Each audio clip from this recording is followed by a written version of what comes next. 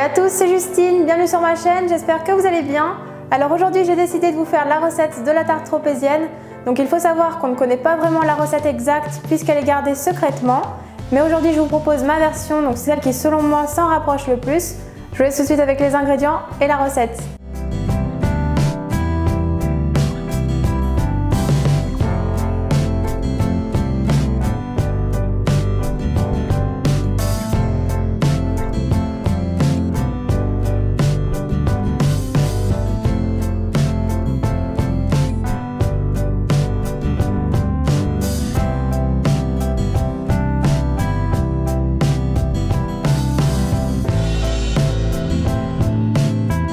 On commence tout d'abord par délier la levure dans le lait tiède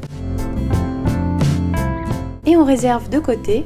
Dans le bol du robot, on verse la farine, le sel et le sucre. On mélange un peu et on creuse un puits.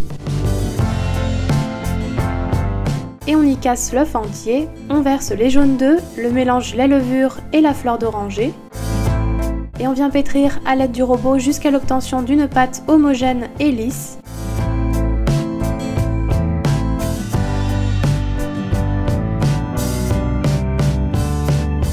Puis on ajoute le beurre mou coupé en petits dés et on pétrit à nouveau pour avoir une pâte homogène. Elle doit être élastique et collante. On met la pâte sur un plan de travail fariné et on vient former une boule. Puis on réserve dans un saladier, on couvre d'un film alimentaire percé et on laisse lever pendant 1h30 à 2h dans un endroit tiède. Après repos, la pâte a bien doublé de volume. On vient alors retirer le film alimentaire et on dégaze la pâte. On vient à nouveau former une boule et on étale la pâte à la taille de notre moule.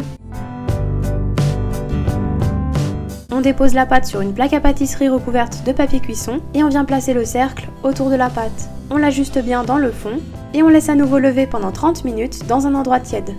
La pâte a bien gonflé, on dore alors la brioche avec de l'œuf battu et on parsème avec du sucre en grains. On enfourne 20 à 25 minutes dans un four préchauffé à 180 degrés.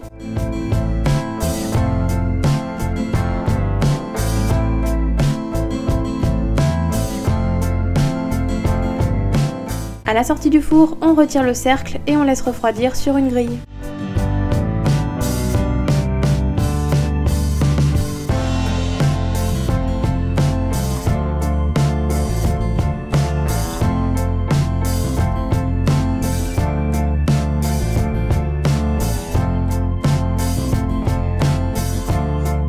Dans une casserole, on verse le lait, la fleur d'oranger, la moitié du sucre.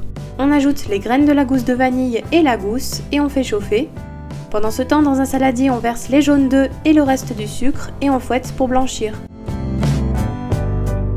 On ajoute la maïzena et on fouette à nouveau pour avoir un mélange bien lisse. Lorsque le lait est bien chaud, on retire la gousse de vanille, puis on enlève la casserole du feu et on verse environ un tiers du lait sur le mélange précédent. On mélange bien.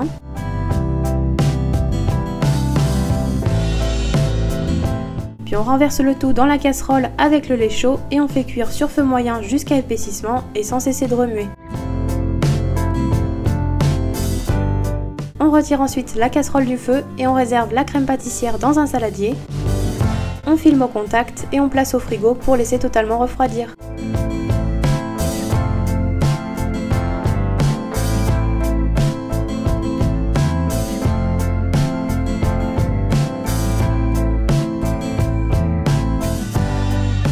Dans une casserole, on verse le sucre et l'eau et on porte à ébullition jusqu'à 118 degrés. Pendant ce temps, dans un saladier, on vient fouetter les jaunes d'œufs à l'aide du batteur électrique. Lorsque le sirop atteint 118 degrés, on retire du feu et on le verse sur les jaunes légèrement montés le long du saladier tout en continuant de fouetter. Et donc on continue de fouetter jusqu'à refroidissement. Le mélange doit blanchir et faire le ruban.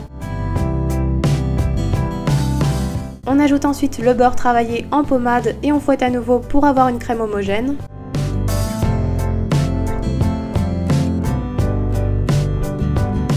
On réserve dans un saladier, puis on place au frigo pour qu'elle soit un peu plus ferme avant de passer au montage.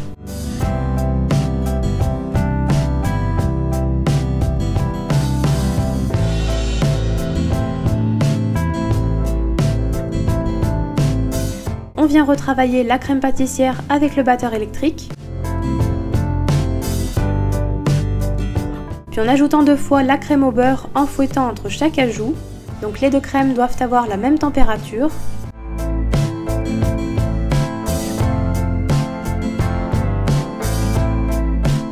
La crème est prête, on peut la réserver un petit peu au frigo pour qu'elle soit plus ferme avant de garnir la tarte. Pour le montage, on découpe la brioche en 2 en positionnant le couteau un peu plus haut que la moitié de la pâte.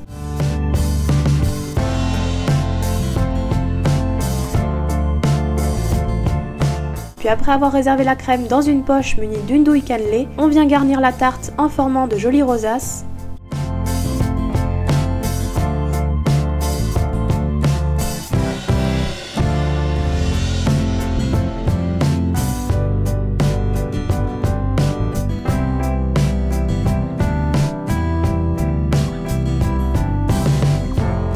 On termine en positionnant le chapeau de la brioche sur la crème. Et voilà, la recette est terminée.